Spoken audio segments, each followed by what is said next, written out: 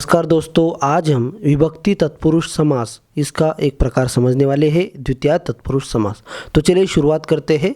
और तत्पुरुष समास के कुछ सामान्य नियम हैं, वो हर समास में लगते हैं। तो चलिए पहले उन्हें समझ लेते हैं।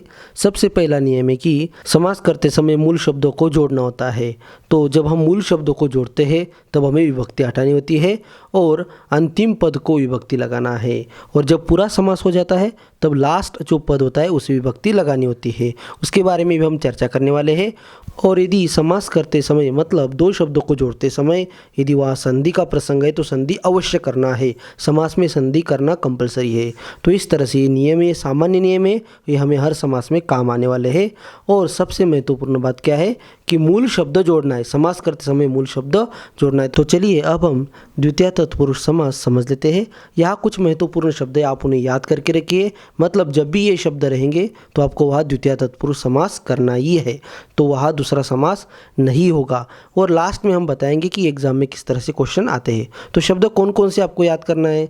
श्रित, अतीत, पतित, गत, प्राप्त, आपन्न, गामी, बुभुक्षु। तो इस तरह से शब्द है, आप इन्हें याद करके रखिए।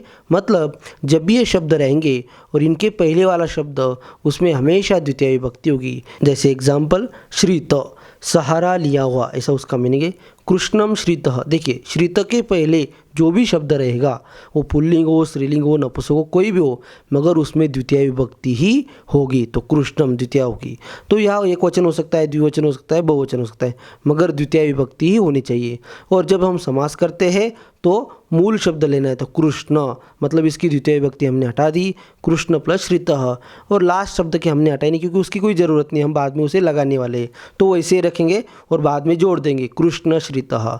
बस आपको यही करना है। समास करते समय विभक्ति हटाओ और बाकी जोड़ दो, आपका समास बन जाता है। कृष्णम श्रितः, कृष्ण श्रितः मतलब कृष्ण का सहारा लिया हुआ।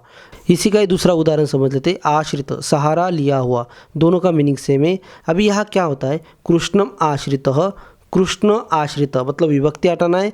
और अभी यहाँ संधि है, कृष्ण अ है और सामने आश्रितः का आ है, तो अ प्लस आ बन गया दीर्घ संधि, कृष्णाश्रितः। तो संस्कृत में जब हम समास करते हैं और यदि वहाँ संधि है तो संधि जरूर करना है और विभक्तियों को हटाना है। जैसे कृष्ण द्वितीय विभक्ति हटा दी, मूल शब्द कृष्ण लिया और आश्रितः जोड़ दिया, कृष्णाश्रितः।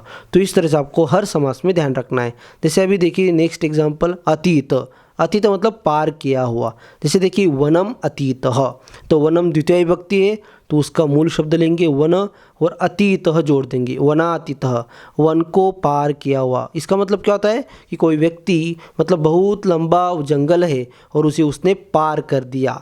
वनातीतः मतलब वन को पार किया, जंगल को पार किया, इस तरह से उसका मीनिंग होता है। नेक्स्ट एग्जाम्पल, पतित। पतित मतलब गिरा हुआ, कूपम पतितः। तो देखिए कूपम द्वितीय विभक्ति, विभक्ति हटाओ और बाद में सिर्फ जोड़ दो, कूप पतितः मतलब कुएं में गिरा हुआ। तो ये जो पतित है ये पंचमी में भी आता है और द्वितीय में भी आता है, मगर जहाँ जिसमें गिर जाता है तब वो आपको वहाँ द्वितीय करना है। और जब अलग होता है मतलब हम पंचमी विभक्ति कहाँ यूज़ करते, अलग होना। जैसे वृक्षात पर्णम पतति, तो वृक्षात मतलब अलग होना, पेड़ से पत्ता अलग हो रहा है, तो जहाँ अलग होता है वहाँ हम पंचमी करते हैं। उसी तरह से पतित का मीनिंग यदि उस समय यदि हम अलग होना ऐसे लेते हैं तो समझ लेना है वहाँ हमें पंचमी तत्पुरुष करना है। तो जब हम पंचमी तत्पुरुष समझेंगे तब हम उसके बारे में अच्छी तरह समझ लेंगे। मगर यहाँ मैं आपको एक एग्जाम्पल देता हूँ। जैसे देखिए वृक्षात पतितः मतलब पेड़ से गिरा हुआ, तो पेड़ से अलग हुआ है इसलिए यहाँ पंचमी, वृक्षात पतितः वृक्ष पतितः। और यदि उसमें गिरा है तो वहाँ पंचमी नहीं होगी, वहाँ द्वितीय होगी। जैसे कूपम पतितः, कुएं में आदमी गिरता है, न कि कोई कुएं से नीचे गिरता है, मगर पेड़ से इंसान नीचे गिरता है इसलिए वहाँ पंचमी हुई, वृक्षात पतितः वृक्ष पतितः। तो यहाँ आपको थोड़ा मीनिंग पर ध्यान देना है। यदि अलग हो रहा है, यदि अपादान है तो समझ लेना वहाँ पंचमी तत्पुरुष करना है, बाकी कुछ नहीं। उसके बाद देखिए गत। गत का मतलब होता है गया हुआ, मतलब जो जा चुका है। उदाहरण, ग्रामम गतः मतलब गांव को गया हुआ। और समास करते समय आपको क्या करना है, मूल शब्द लेना है ग्राम और गतः जोड़ देना है, ग्राम गतः, इस तरह से। उसके बाद देखिए प्राप्त, पाया हुआ। सुखम प्राप्त मतलब सुख को पाया हुआ, सुख प्राप्त। बस विभक्ति हटाओ और जोड़ दो, सुख प्राप्त। दूसरा उदाहरण देखिए, आपन्न। आपन्न मतलब पाया हुआ, मतलब जिसने पाया है, हासिल किया है। जैसे दुखम आपन्न, दुख को पाया हुआ मतलब जिसने दुख को पाया है या फिर जिसे दुख मिला है, दुखापन्न, ऐसा उसका उदाहरण हो जाता है। नेक्स्ट एग्जाम्पल गामिन। अब ये जो गामिन है, इन्नंत शब्द एक करीन की तरह चलता है। हमने यहाँ पुल्लिंग का उदाहरण दिया है, जाने वाला। गामिन का मतलब जाने वाला, मतलब जो जाने वाला है। जैसे गृहम गामी मतलब गाँव को जाने वाला, गृहगामी। तो बस गामी जो है यहाँ भी गामी, तो ये करी, करीनो, करीनः, ये प्रथम विभक्ति एक वचन है, करीन की तरह चलता है। गृहम गामी, गृहगामी, इस तरह से। उसके बाद है बुभुक्षुहु। बुभुक्षुहु का मतलब होता है भूखा। जैसे देखिए, अन्नम बुभुक्षुहु मतलब खाने का भूखा, अन्न बुभुक्षुहु। बस जब आप समास करते हो तो बीच वाली विभक्ति हटाओ और जोड़ दो, अन्न बुभुक्षुहु। ऐसे आप बहुत सारे उदाहरण कर सकते हो, जैसे भोजनम बुभुक्षुहु, भोजन बुभुक्षुहु। इस तरह से आप अलग अलग उदाहरण कर सकते हो। अब हम एग्जाम में किस तरह से क्वेश्चन आते हैं उसे समझ लेते हैं। जैसे यहाँ क्वेश्चन 1, सुखापन्ना कन्या सुखेन जीवति। सुखापन्ना, अब ये स्त्रीलिंग है तो आपको जब विग्रह करना है तो स्त्रीलिंग ही चाहिए।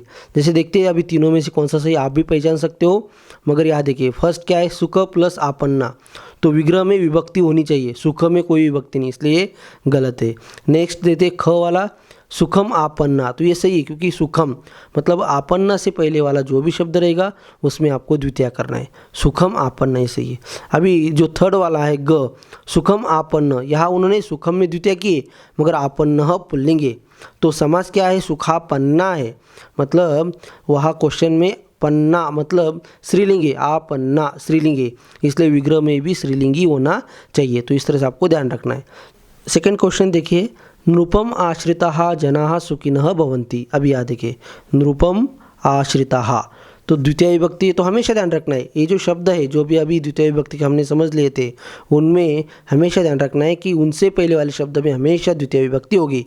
तो अभी आपको यहाँ समास करना है, तो समास तीनों ऑप्शन है, तीनों में से आपको एक सही पहचानना है। तो नृपाश्रिता ये फर्स्ट है, सेकेंड वाला है नृपश्रित और तीसरा है नृपाश्रित।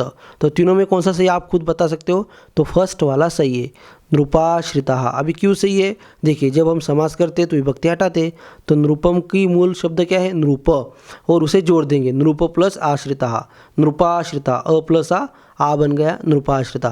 सेकेंड वाला नृपश्रित, तो यहाँ उन्होंने संधि नहीं की और आश्रित शब्द है उन्होंने श्रित लिया, तो ये गलत हुआ। थर्ड वाले में क्या है, नृपाश्रित, यहाँ उन्होंने संधि की मगर कोई विभक्ति नहीं लगाई है, नृपाश्रित बस इतना ही, इसलिए वो गलत है। तो फर्स्ट वाला ही सही है, नृपाश्रिता। तो इसी तरह से समास होता है और एग्जाम में भी इसी तरह से क्वेश्चंस आते हैं और आप इसी तरह से प्रैक्टिस कीजिए, इन शब्दों को याद कीजिए, आपको एग्जाम में इसकी हेल्प हो जाएगी। आज के लिए इतना ही, धन्यवाद।